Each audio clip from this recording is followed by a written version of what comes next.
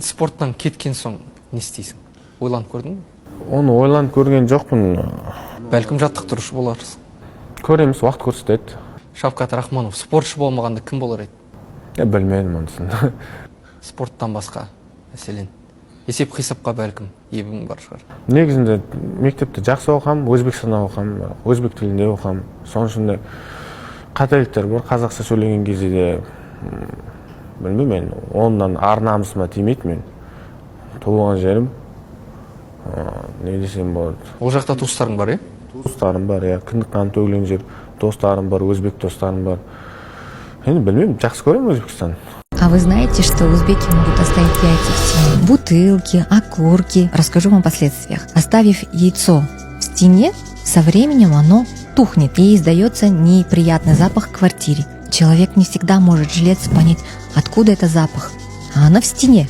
То есть все, там уже капец. Бутылку оставляют в дверном проеме. В квартире стоит гул. И ты не можешь понять, откуда этот гул. Астанан деле деп күледі ғой бәрі. Это происходит потому, что люди с неуважением относятся к рабочему классу. В целом это вот наши казахи, если честно. Потому что қазаққа ақша берсе, власть берсе, ол құтырып кетеді. Но я считаю, независимо, рабочий он, либо какой он нации, человеку нужно в целом относиться с уважением. В моей работе часто, когда я хожу по объектам, в основном работают это узбеки, таджики, казахи тоже. Я с ними нахожу общий язык, можно сказать, как психолог. Бывает, заказчик приходит, рвет и мечет, ругается с ними, но прихожу я и, можно сказать, разруливаю ситуацию, мы находим правильное решение, какой-то компромисс, где и не обидим мы и строителя, и когда в целом остается довольный заказчик. I don't ever slow up, no I don't take shit. I got no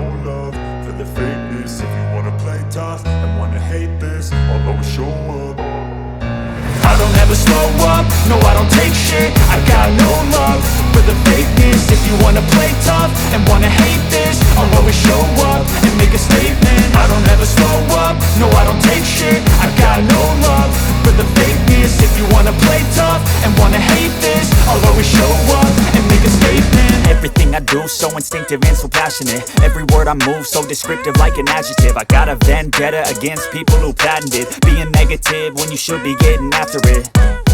I got facts over tracks, this and that. Spitting slow, spitting fast. I could roast, I could gas. Think I'm okay at last, but I don't know if that can erase all the past. And the pettiness, a reflection of the emptiness. Hilarious, you think you're worth my time, you're delirious. Mysterious, because you hide behind a fake exterior. Inferior, you know I'll always be a bit superior. Sizlerмен taqatman Uyghur emasmisiz? Ben Uyghur. Vay, qayerlik Uyg'ursiz? Kimga bog'liq?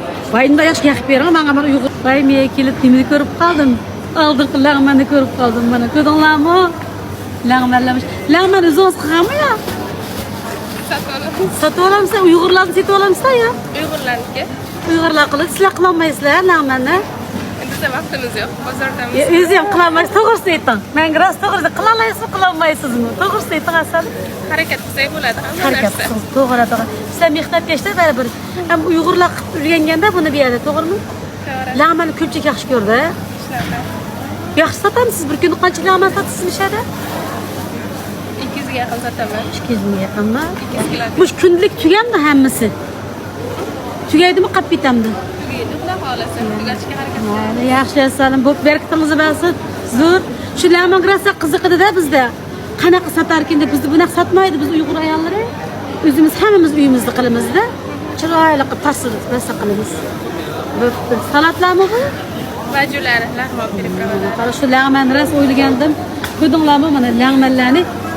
Shunda Uyg'urlar so'zib kelib berdi. Bularni shunaqa uyga borib o'zi yaxshi ko'rgan sevgilar qo'rib yeydi. Mana mush boshlash hammasi lağman ekan. Mana hammasi lağman. Assalomu alaykum. Yaxshimisiz? Hammamiz lağman. Siz lağman taqatman Uyg'ur emasmisiz? Ben Uyg'ur. Voy, qayerlik Uyg'ursiz? Kimga bog'liq? Vayimda yaxshi yaqib bering, menga mana Uyg'urlaringizni jo'ntatyapman. Qarang, bu lağmanlar o'zingiz so'zib akalamsiz yo siz taqatmaysiz? Setib olamiz o'zimiz. Voy, siz Uyg'ur deb setib olamiz-da. Endi hammasi shuga hozir. Siz o'zingiz qilolmaysiz, ham deylik, chesni Uyg'ur emaslar, to'g'rimi? Opalaringiz Uyg'ur bo'lgan. Hammamiz Uyg'urman. O'zim chesni Uyg'urman. Siz vatandan chiqqan Uyg'urmi yo opalaringiz burun chiqqanmi? Burun biz momomlar, buvamlar hammasi Xitoydan chiqqan. Ha, qayerdan chiqqan bo'lmasa? Voy, uni to'g'risini bilmayman lekin.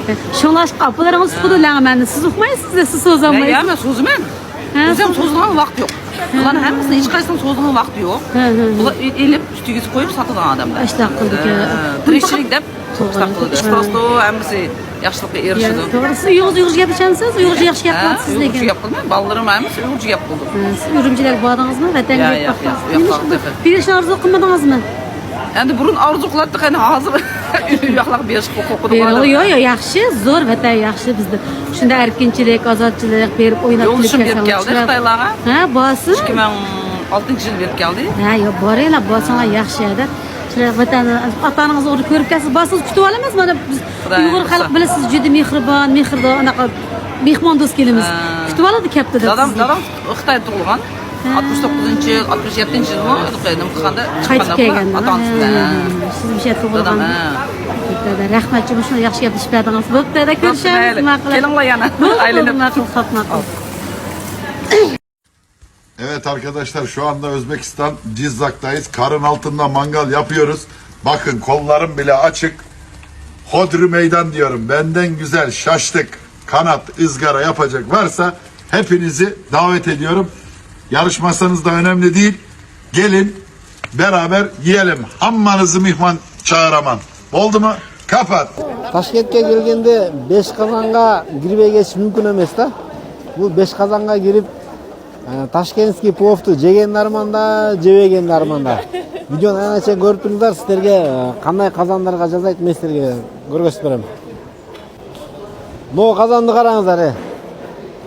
Bu yerga hozir men so'rab beraychi, qancha tonna bosat bir kunda? Shunday qozondan qancha bor? Ey uka, bu qancha tonna ishdan deysinglar? 3 tonna bir qozonga. Bu qozonga. Bu qozonga bir bosqanda 3 tonnani bosat ekan, qaranglar. Shundaydan 5 qozon bor bu, andan da ko'p ekan. Qisqasi atim nega 5 qozon bilmayman da. Ey uka, jalpi qancha qozon bor bu yerda? 18 ta. 18 qozon bor ekan da. Ey ukam, bir kunda hammasi qancha kilo osh bosasizlar bir kunda? 2,5-3 tonna. 3 tonna.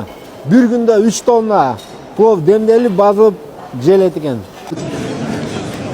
1000 odam bir o'tirganda pasatka keminde o'tatganlar endi.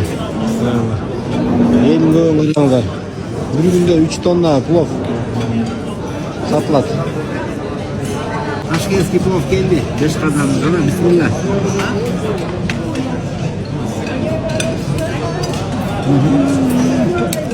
Pay qo'yibdilar, pay.